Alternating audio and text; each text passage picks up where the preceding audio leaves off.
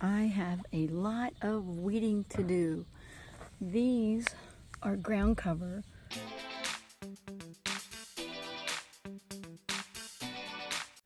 That traveled along this whole fence line, both this way and up that way from previous owners. It basically can't be killed.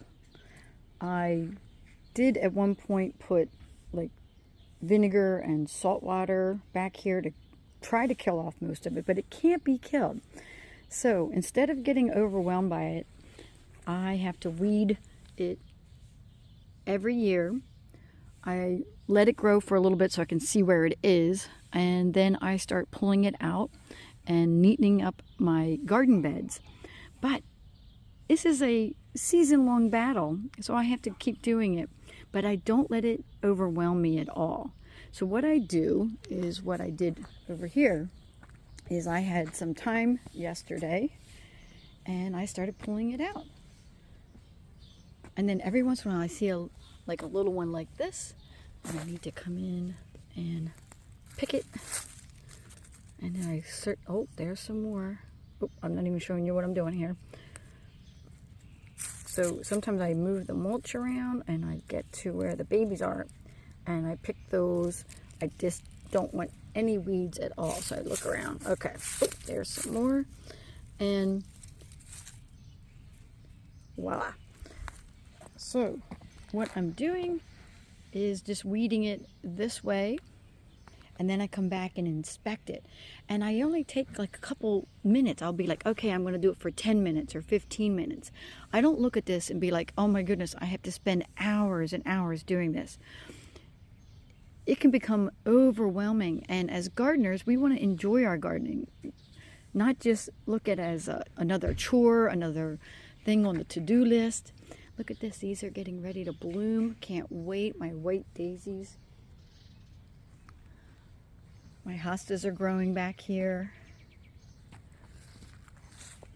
So so you can see exactly where I stopped. I did, I don't know, what is that, 4 or 5, maybe almost 6 feet, and then I stopped and I went and did a whole bunch of other chores, because of course we have endless chores in the house as well as outside.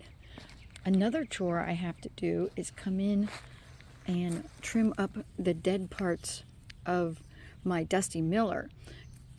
I created the Dusty Miller into a perennial by not chopping it off in the wintertime.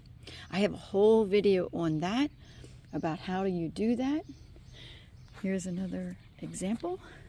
So I wait for all the fresh new leaves to come up, and then I come back through and I trim all this dead stuff out, and then it just looks beautiful for the rest of the season. Now, other things grow in here. I always wear gloves because I never know if, poison ivy has gotten in here or anything else. Sometimes little, we get all these spinners, so little trees grow and things like that. But I still always wear gloves. I don't, although I just showed you, I picked out some of like this I know is not poison ivy, so I will pick that out with my bare hand and don't have to worry about getting poison ivy. But at first glance you're like, oh, that's 3 leaves. Be aware of that. That's poison ivy. That is not what poison ivy looks like. But you definitely always have to be aware that it can get into your garden, and so I suggest wearing gloves. And then of course down here I have some ground cover. Oh, it's starting to come in really good. That is my creeping Jenny. I put in 2 patches of that this year. Oh, so here's another example of, I don't cut back my diathis either. So what I do is I let the green come through, and then I come back and I trim all of this. And that is very cathartic for me. As a gardener, I love getting my clippers out and every day inspecting what needs to be, trimmed up or cut. And sometimes I do it, linear, and other times I do it, just be like, okay, I'm only going to do my diathis today, or I'm only going to do my Dusty Miller today. And I think that's another way of going about it, so that you don't get overwhelmed in your garden. I think that sometimes keeps people from, getting their garden to look the way they want. And then, you know, it kind of gets away from them. Gardens can get away from you really quickly. And we don't want that. And look at this beautiful hosta back here. Look at the colors on that. I love this. I'm hoping it takes up this whole area, and then I'm just going to dig out those Dusty Millers and move them other places.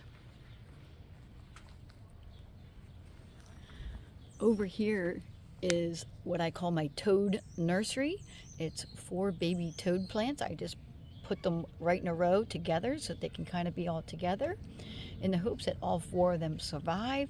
And then as they get bigger, I'm going to move them to where I want them in my garden. That's another thing about gardening, is you're never fully committed to where you put things. If you're feeling like, oh, I just don't know how to put them, you know, into my garden, where to put them, do I want them there or not? The good thing about it is you can always dig them up and move them. For instance, look here. This was a baby zebra iris here, and then I planted this iris kind of next to it. Well, there was actually 2 plants and one of them died, but this one has since multiplied. The one that survived multiplied, but it's getting too big next to this one, so I'm going to have to dig up one of the 2, and most likely it's going to be this one because this will be the easier one. I'm going to dig this one up and move it so that it also has room to grow and multiply, and then this one will have its own space. So you're never fully committed to where you put any plant as a gardener. My columbine flower is blooming. Let's see if I can get a good look at it for you guys. Now columbine, it spreads like crazy. You'll have to keep it in check or put it in an area where you maybe wanted to fill in. This plant planted itself, and let me come up to give you the perspective. From this plant over here, I did not plant that over there. These are all getting ready to bloom. They come in lots of colors. They're perennial. They're a good add to your garden. And then after they're done blooming, it's just the green leaves, which is typical of most plants. Let's go see that flower again really quickly. I'm going to tilt it up. See if I can get it to tilt up. Look at that. Isn't that pretty?